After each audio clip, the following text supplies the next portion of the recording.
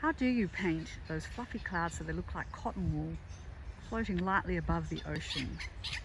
What colours do you paint the sea during the day as opposed to the evening, when the colours change and it becomes a big light bowl and colour explosions? What about these gorgeous little beach boxes, which are so cute and summery and lovely to paint?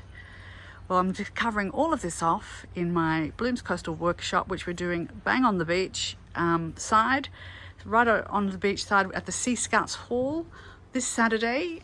So you can join me on Saturday or on Sunday. And we're going to be doing a series of paintings that look something like this. We're going to be looking at clouds and beach boxes and sea colours and colour palettes for different times of the day. It's going to be absolutely awesome.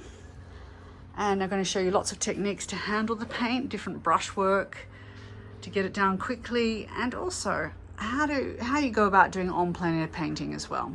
So we've got a beautiful comfy space to work from with doors opening onto the beach, lunch included, and we start at 12 and we finish about 7. So you get a chance to see those changing colours, and you're going to go home with a few gifts as well. Check the link below and you'll see.